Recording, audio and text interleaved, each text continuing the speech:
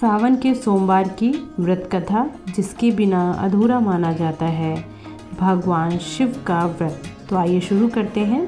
सावन के सोमवार की व्रत के कथा के अनुसार किसी स्थान पर एक व्यापारी रहता था। वह भगवान शिव का बहुत बड़ा भक्त था।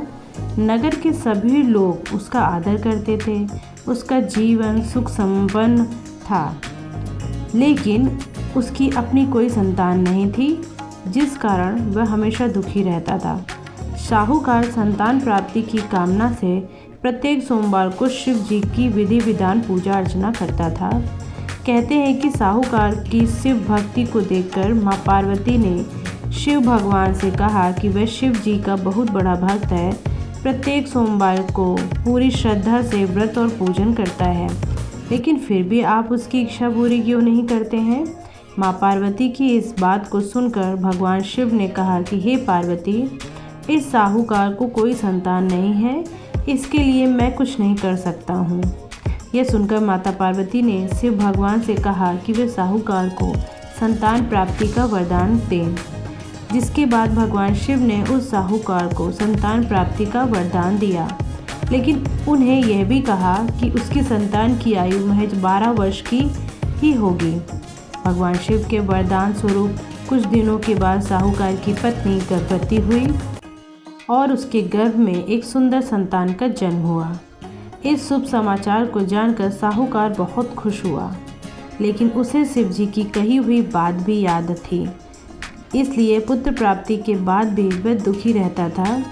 यह बात उसने अपनी पत्नी को नहीं बताई थी। जब साहूकार का पुत्र 11 वर्ष का हो गया, तब उसकी पत्नी ने अपने पुत्र का बाल विवाह करने के लिए कही, जिस पर साहूकार ने कहा कि वह अपने पुत्र को काशी में शिक्षा ग्रहण करने के लिए भेजेंगे। शिक्षा प्राप्ति के बाद ही उसका विवाह होगा।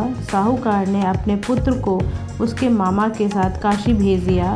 पुत्र को विदा करते समय साहूकार ने कहा कि काशी के रास्ते में जहाँ भी रुकना, वहाँ यज्ञ और ब्राह्मणों को भोजन करवाकर ही आगे की ओर बढ़ना। साहूकार का पुत्र रास्ते में यज्ञ और ब्राह्मणों को भोजन करवाते हुए आगे बढ़ता गया। आगे उसने देखा कि एक राजकुमारी का विवाह हो रहा था।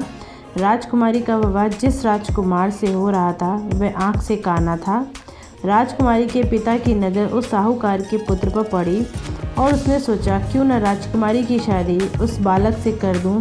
राजा ने अपने इस विचार को बालक के मामा से साझा किया।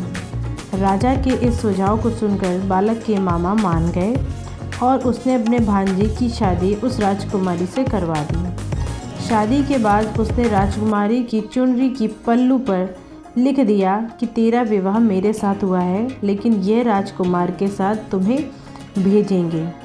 यह लिखकर साहूकार का बेटा अपने मामा के साथ काशी चला गया। राजकुमारी ने जब अपनी चुनरी खोली तो उस पर लिखी हुई बात को पढ़कर उसने उस राजकुमार के साथ जाने से मना कर दिया। काशी पहुंचकर मामा और भांजा अपने घर में यज्ञ करवा रहे थे। उसी वक्त भांजी की तबीयत खराब हो गई।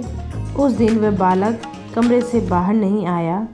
मामा ने कमरे में जाकर देखा तो उसके भांजे के प्राण निकल चुके थे, लेकिन मामा ने यह बात किसी को नहीं बताई। उसने यज्ञ का सारा काम समाप्त कर ब्राह्मणों को भोजन करवाया। उसके बाद उसकी वेदना न रुकी तो उसने विलाप करना शुरू कर दिया। संयोगवश भगवान शिव और माता पार्वती उसी रास्ते से जा रहे थे। रोने की आवाज़ सुनकर माता पार्वती ने शिव जी से पूछा कि ये कौन रो रहा है। भगवान शिव ने कहा कि यह उसी साहूकार के पुत्र की मृत्यु का विलाप कर रहे हैं, जिसकी आयु सिर्फ 12 वर्ष की थी। तब माँ पार्वती ने शिव जी से कहा कि व्यापारी के बेटे को जीवन दान दें। भगवान शिव ने कहा कि उस साहूकार के पुत्र की आयु उतनी ही थी। शिव की वचन को सुनकर माता पार्वती ने बार बार भगवान से उस बालक के जीवन दान देने का आग्रह करने लगी। माँ पार्वती के आग्रह पर शिव जी ने उस साहूकार के पुत्र को जीवन दान दे दिया। जिसके बाद मामा और भांजा दोनों अपने घर वापस लौट गए। रास्ते में वह नगर मिला जहाँ साहूकार के पुत्र का विवाह हुआ था। वहाँ उन दोनों का खूब सत्कार हुआ।